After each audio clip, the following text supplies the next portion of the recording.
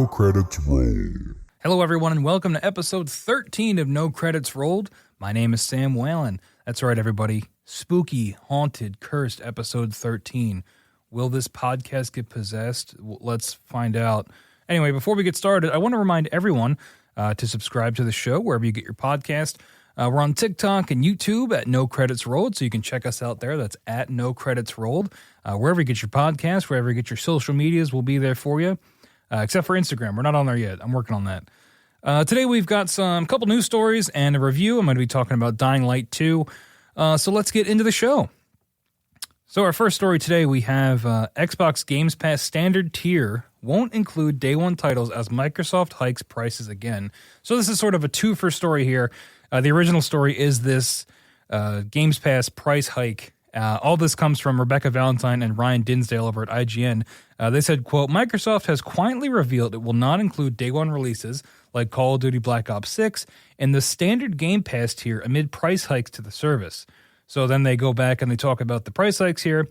Quote, first reported by Windows Central and outlined on Xbox support, Microsoft is raising the price of Xbox Games Pass Ultimate from $16.99 to $19.99 a month. So that's about a $3 increase in the United States.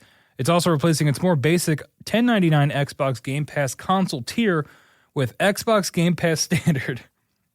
Sorry, this all gets very wordy. A $14.99 option, which doesn't include the beloved day one release features.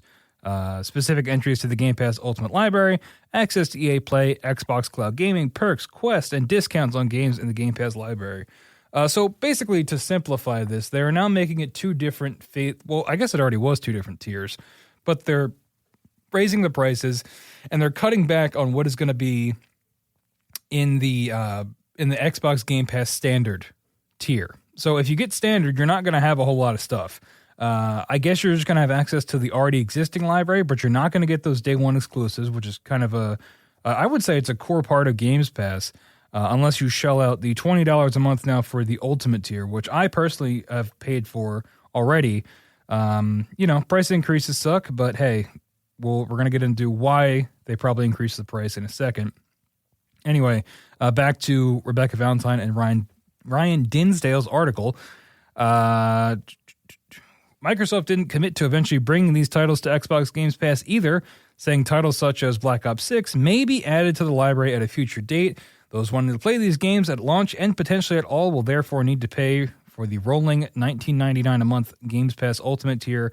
And these changes will go into effect, actually, at the time of recording, they will already go into effect for new members on July the 10th, and then for existing members this September. Conveniently, existing members will affect existing members on September 12th, right before Black Ops 6 comes out. So I'm sure that's not a coincidence. So this sort of price increase has been talked about for a while. People have been speculating this is going to happen given the acquisitions that Microsoft has been doing, given the things that are coming to Games Pass. People were like, okay, well, they've got this lineup. They're probably going to raise the price to sort of back it up. Now, this is also paired with recent layoffs made by Microsoft over at Tango Gameworks, Arcane Austin, other studios. So really what I wanted to focus on today is like, this price increase, while also they're still laying people off. They're still closing studios.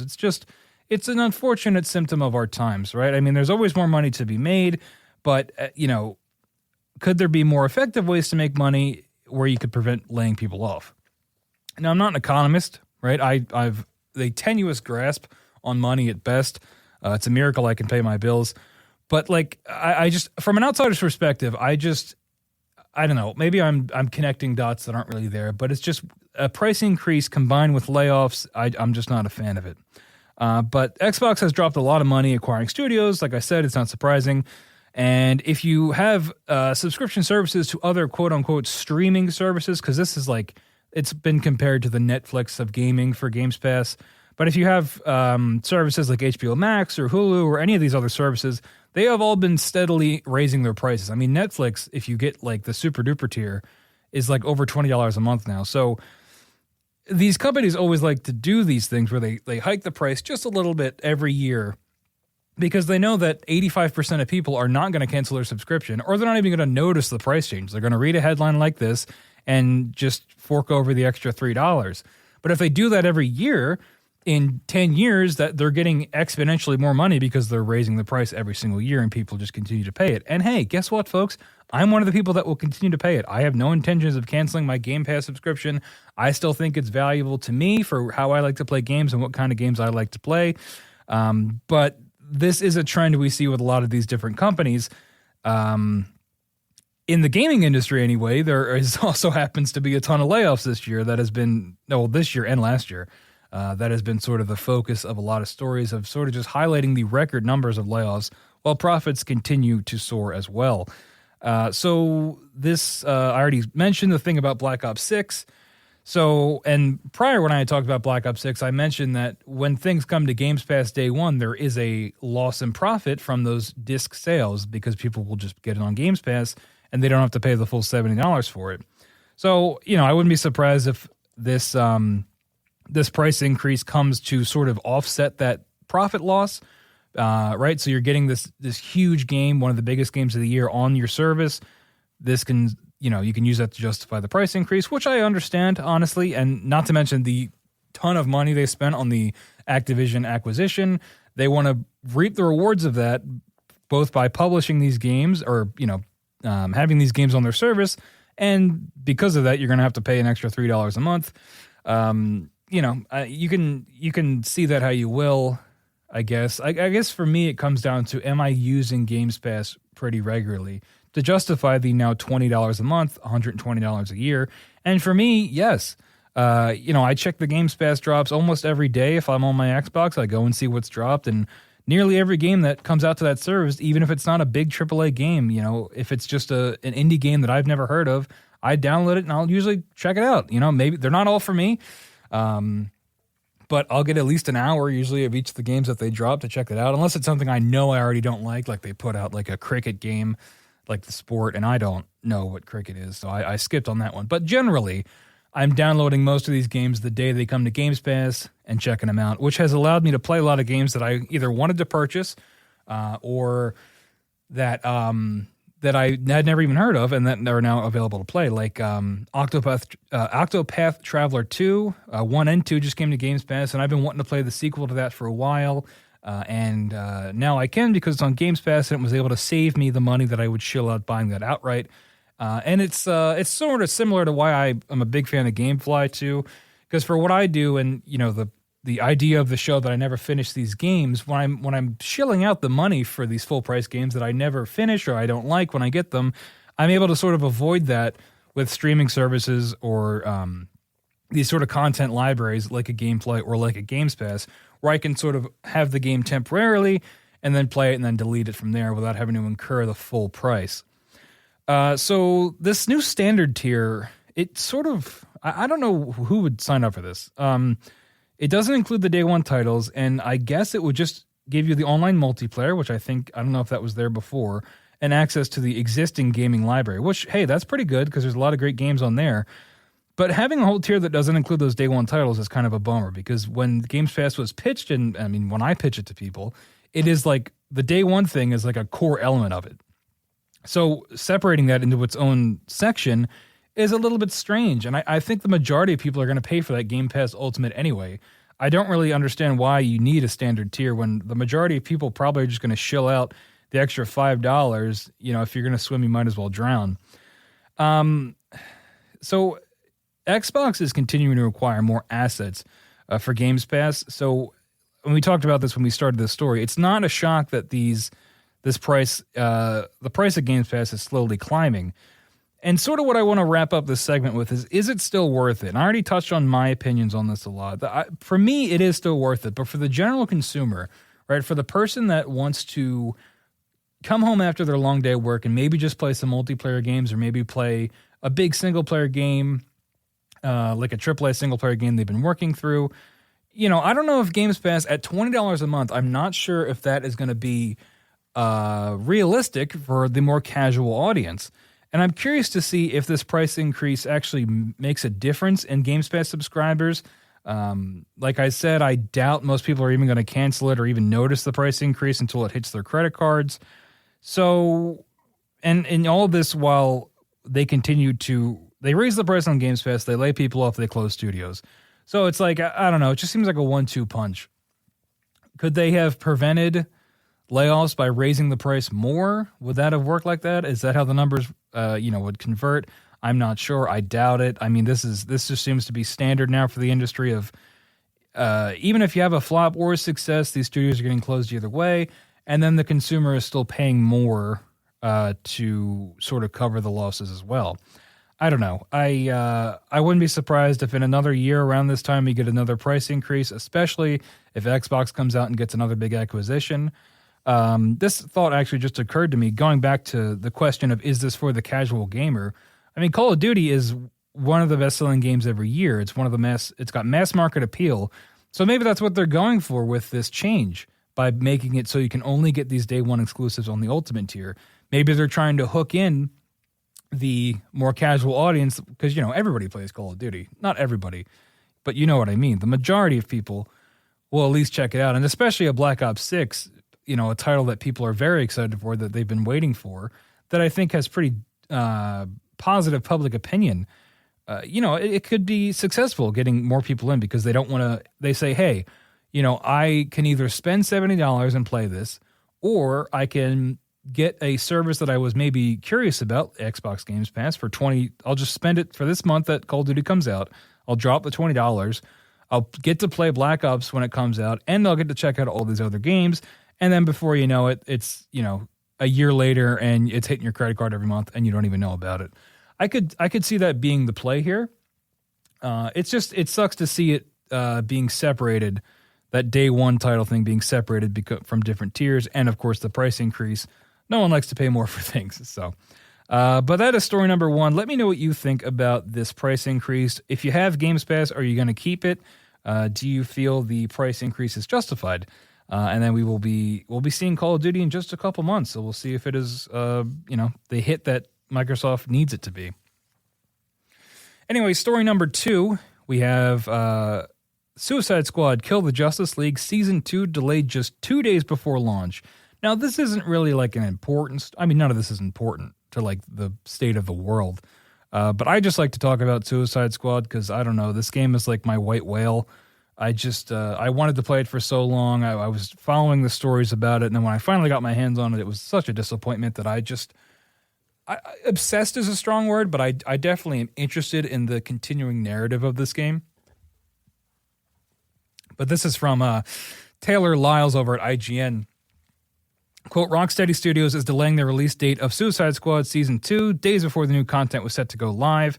In a hilarious tweet from Rocksteady, they said, update, Task Force X will be adjusting the release timing for the next season. Hashtag Suicide Squad game Season 2 will now launch on July 25th. Thank you for your patience. You got to respect them staying in character, right? Addressing Task Force X. Make sure to use that hashtag Suicide Squad game. I don't know. Maybe it's just because it's a Suicide Squad. It's like inherently funny to me. I don't know. I want to make it clear. I don't want to dunk on the devs. I'm sure Rocksteady is just ripping their hair out with this game. They didn't even want to make the game like this. From what reports indicate, it was a disaster behind the scenes. There's a Bloomberg article that I was going to include in this, but I didn't think I'd be able to do it justice, but go check that out if you want a more full behind-the-scenes look at what this game was like for the studio and sort of where it's left them. It's extremely unfortunate, but in terms of what it's being covered in the media, the game continues to be a dumpster fire, and it's a dumpster fire. How else can I describe it, really? It's tough to see. I believe the expanded content was going to be Mrs. Freeze, a female version of Mr. Freeze. They had the Joker. They added that as well. But Mrs. Freeze is going to be the new content with new missions and all the stuff you want. New gear, new loot, new shiny things to pick up. And now it's delayed. And they did it 2 days before the launch, by the way, which is just so fitting for this game of like fumbling the bag at the finish line. I don't even know if people were going to check it out anyway, but now, who knows? I didn't even know this was coming out. I don't own the game anymore because I sent it back, but for those that were waiting for this, I can't even imagine, what the forum posts are like. It reminds me so much of Avengers, the post-launch roadmap for Avengers. It's where they had this month you're going to get this character, and then we're going to do a big expansion, and then Spider-Man, and then this, and then that. And it's like before you know it, they're in over their heads and they're pushing things back. And by the time the game's turned off and not able to be sold anymore, they've hit like 3 or 4 of the things on there. And they were counting on it to be more successful than it was. And I think Suicide Squad is in a similar situation. It's always a shame to see a game die a slow and painful death. Personally, I think it's way too late to save this game. I think it was kind of dead on arrival, to be honest. I mean, it's just people did not want this game, not from Rocksteady, not from this dev, not necessarily with these characters, and it's sort of just limping along. And I would not be surprised if by this time next year, this game is dead. Right, the servers are off, or maybe it's just an offline only thing, which I'm not even sure is an option given the live service nature of it. It just seems like a plug pull and is inevitable here. One last thing I want to mention, I really hope this doesn't lead to the closure of Rocksteady. We see what happens when devs have a failure of a product that comes out, especially one that is severely, I would say, overestimated in terms of success, and a Warner Brothers product too. They're kind of known for canning things when they're failures. But Rocksteady is a historic dev when it comes to the Batman Arkham games, and it would be a shame to see them close over something like this, something they didn't even really want to make. I hope they're able to at least be given another chance, or maybe acquired by somebody else to sort of make the game they want to make and not the game they're told to make. But we know the times we live in, and we'll see what happens with that. But yeah, that's the end of story number 2. And one last story here, because the first 2 stories I had were kind of a downer generally. And sometimes it's nice to report on something light or something even unique, and that's kind of what this is. So Minecraft, Candy Crush, and Goat Simulator are among the games that represent Sweden's cultural heritage. This headline caught my eye when I was looking up stories for this show, and this is from Sophie McAvoy at gamesindustry.biz. She says, quote, Sweden's games trade body... Oh, this is a Swedish word. Dataspelbrashen. Oh, that's really hard to say. Has revealed its game culture canon, which aims to highlight the cultural significance of games as forms of art and expression. Sweden's game culture canon comprises 15 games that have, quote, deep significance in Swedish culture, as selected by a jury of industry leaders, historians, and academics, after hundreds of titles were nominated by the public. So, like the headline says, games like Minecraft, Candy Crush, Goat Simulator, and I also saw It Takes Two is also included in that. I thought this was kind of cool. I don't know if I've seen something like this before where a country comes out and says, hey, we are proud of these games that came from our country, from our Swedish developers, and we're going to put them on a list and I like game culture canon. I like the idea of a country having a canon for their culture. But it led me to the sort of a thought experiment of like, this is a cool idea. And if you had to acknowledge devs or games from your country, what would you pick? Obviously, I live in America, but I know, according to our numbers, we've got some listeners all around the globe, so I'd be curious what you have to say. I wasn't sure about American devs, so I looked some up because I just wanted to be sure. But Bungie was founded in Chicago in 1991. EA is, of course, based in California. Infinity Ward was founded in 2002. And then, those are just a couple that I found that were representative of some American devs. I mean, I was going to say Call of Duty because, nothing's more American than first-person shooters. Am I right? That's a joke. But, Infinity Ward was an American-founded company. And then I have, Civilization, the sim, is always a good cop-out because you can just play as your country and you can make your story whatever you want from there and represent them that way. What story or what games would you say represent your country the best? The Swedish folks over there, they got Minecraft. Candy Crush was one that was surprising. I didn't realize that was a Swedish-made game. But, hey, good for them. Good for Sweden. Anyway, that's going to wrap up the news portion of the show today. We're going to take a little break, and when we come back, I'm going to be reviewing Dying Light 2. You're listening to No Credits Rolled.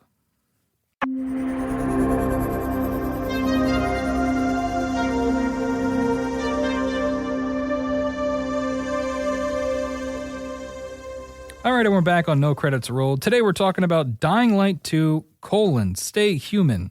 I wasn't sure if that Stay Human part was an official part of the title, but I'm going to include it anyway. So it's an action RPG developed by Techland. Zombie parkour extravaganza is what I have as sort of the summary of it, because that's pretty much what it is. I've been really excited to play this game. This was a game that I wanted to buy for a while, but I've just been waiting for it to go on sale enough, and I was able to get it through GameFly, so I didn't have to, pay full price for it, which was nice. And I was a big fan of Dying Light 1. I really liked that game. I don't know if it was really for everybody, but as someone who really enjoys the Mirror's Edge games as well, and then Dead Island, sort of getting a merger of those two games was sort of perfect, I thought. It's not a perfect game, but I had a lot of fun with it. It's one of those 7 out of 10s that you just kind of treasure, and that's what the first Dying Light was for me. So to get a sequel and finally be able to get my hands on it was pretty exciting. With this game, I find it to be very immersive, which it might sound a little weird given what you're doing, because you can fight like lightning zombies and acid zombies and all kinds of different viral things that are very not immersive. But the minute-to-minute gameplay of this game is really what I mean when I say immersive. The parkour especially, the parkour is the big standout here. Getting an objective on the map and running there. Like I don't use fast travel in this game because the map is small enough that it's not that hard to get around. And also I just enjoy the parkour so much that it's like I prefer it over just fast traveling to wherever you need to go. It's not enough games have parkour in them. I think we need to up our parkour numbers going into 2025 if we can. I think more games should have it. For the two Mirror's Edge games, like I mentioned, big fan of those. I know that they leave a little to be desired in terms of everything else in the game, but especially Mirror's Edge Catalyst, I think, was great. And, I've been really wanting a Daredevil game. This is unrelated to this, but playing this game, playing Dying Light 2, playing Mirror's Edge Catalyst, a first-person Daredevil game, I think would just be so great with a mechanic like this. Now, obviously, you would have to not be blind. They'd have to find some way around that. Maybe you have Daredevil vision, detective vision thing. But whenever I play games like this where I'm parkouring and doing first-person combat, I always think of a Daredevil game and how great it would be. But back to Dying Light 2, Stay Human. I think this game would be pretty boring without the movement mechanics. I think the movement mechanics really hold this game up in a positive light. Because otherwise you're just sort of swinging over and over again, hitting zombies. There isn't a whole lot of depth to this combat. It reminds me a lot of Dead Island, the first one, and Riptide, where, you can craft these weapons with different mods. There's bladed weapons and blunt weapons and then heavy weapons, but they all kind of do the same thing. And I am playing on normal difficulty, but I'm not even really paying attention to modding my weapons or repairing them. I just pick up whatever I see that has the high number, because it does the red for better green for better stats, red for worse stats, and you can pick up weapons all the time. So, I'll just pick up whatever's there. If it's better than what I got, use it until it breaks, and then just pick up something else. It really doesn't seem to make that much of a difference when you're fighting, which is a bummer. I wouldn't mind something a little bit more fleshed out. And, there is that weapon mod system, but I haven't really felt the need to do it because the game isn't that hard, at least on normal. And, I guess you can add different status effects like lightning and fire and things like that, which do look cool, I guess, but they're not required to beat through the game. You're not going to hit a skill ceiling or a difficulty sort of gap there. So yeah, it's most enemies except for the virals, but your regular zombie, you're walking up, you're hitting them 4 to 5 times, and then you're doing an execution. I will say the executions are pretty cool. They help you break up the monotony of just swinging over and over again. Think Black Flag, that era of Assassin's Creed where you would just counter everyone and instantly execute them, which if you think about it is really not that exciting, but the executions were so cool that I kind of made up for it. And that's kind of what this game's like. There's a lot of great not a lot. There's 4 executions in the game, but it goes back to that immersiveness of it, right? Because you're in first person and it's seeing it all in first person, I think is really what makes it immersive. The gore is a highlight. I mean, if you're into that, if you're a gore person, if you like seeing blood and guts, this is a game for you. This might be the goriest game I've ever played. It's very detailed. I noticed it for the first time. I hit a zombie in the lower jaw and his jaw came off and I could see like his tongue and stuff, and it was like disgusting. I've never played a game where it's that detailed. And you can see like, brains exposed, chest cavities when you hit people in the chest. It's very, it's gross, honestly. But like if you're into that, and if you like the gorier parts of things like Walking Dead, or if you just like seeing blood and guts, you'll like the gore in this. There's one takedown in particular where you gouge out someone's eyes, but because the executions are shared between humans and enemies, you'll just grab a zombie and like poke its eyes out, and that's how you kill it, which doesn't make any sense if you think about it. But like, it's in the game and you can do it, and it's like so over the top that it's like kind of funny. There's also an execution that's like clearly meant for a zombie where you like stomp its head in, and when you do that to a living human being, it's like you have to take a moment and really question your life decisions of like, what am I doing here? But like I said, hey, blood and guts are your move, and you're going to want to check this game out, I guess, because it's disgusting. So the movement is the other highlight, like I already said. Running across the city, scaling different objects, it never gets old. And it's a RPG, so there's a combat skill tree and a movement skill tree. I do think you progress kind of slow in terms of leveling up. I remember the first game, I felt like I progressed a lot faster in terms of how you were rewarded XP. But as you flesh out your skill trees, you feel even more like, a cool ninja guy, because you get more movement abilities. Like there's even movement abilities that are like literally right from Mirror's Edge, of being able to leap off a small object to get like a height boost, things like that. And as you flesh that skill tree out, you really do feel the progression in terms of movement anyway. The combat, not really so much so far, but the movement, you do notice it in the extra moves you can get, or the way you're more fluid with transitions on rooftops and things like that. The story is kind of whatever. There's a choice mechanic where you can side. There's like a faction system, as if this is like, Infamous in 2009 or whatever. But they're doing like the faction system here where you can choose which faction to support. There's like a military police force, or there's like a gang. Essentially, those are your two choices. So I don't really know how much variety there is with that, really. I know when games employ this, it can sometimes be a illusion of choice where like really no matter what you do, it really doesn't make that much of a difference. I've mostly been siding with the gang just because the other guy, I don't know, they're both bad, so it's like the lesser of two evils. It's really your personal preference. And there are big story decisions you can make of who you want to side with. But again, I'm not doing 2 playthroughs of this, so I don't know if the outcome is going to be much different. But I would not be shocked if it was just really 2 main endings on how things go. The voice acting is good from the main character anyway. I think that's a particular standout. I believe it's the same actor who voices Mirage in Apex Legends. So that's pretty cool. Everybody else is fine too, but the main character I think does a pretty good job. But that's Dying Light 2. We're probably never getting another Mirror's Edge game. I highly doubt it. And honestly, I would doubt if we get another Dying Light game after this. I don't know how successful this was or how well it sold. But it's nice to have a game where we can do these parkour mechanics, and being able to explore a city in this way, it's fun. We get games like Spider-Man where you zip around, and the movement in that is a ton of fun. And I think this is an example of that when it comes to the free running and the parkour, and how it's really worth playing it just for that, assuming you don't get motion sick, because I could definitely see that. But like there are some moments in this game where the height that you're climbing at, it really was effective for me. Like there's one where you have to climb this windmill to like detonate a bomb, and you have to jump onto this cage, and as the cage swings out from the windmill, you have to turn around and jump to the next section of it. And it's like, you're dangling real high, but like the sound design is great, and you hear the wind and the creaking of the cage, and your character's like gasping for air if you run out of stamina. And I don't know. I think it's very immersive, and I think it's very cool.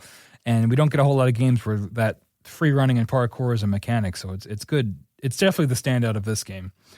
So yeah, if you like zombie games, if you were a fan of Dead Island 2 didn't really hit for you and you want a little something more, this game can maybe do that for you because you have the free running aspect of it. I know I believe there's a glider you can get at some point, which I have not unlocked yet.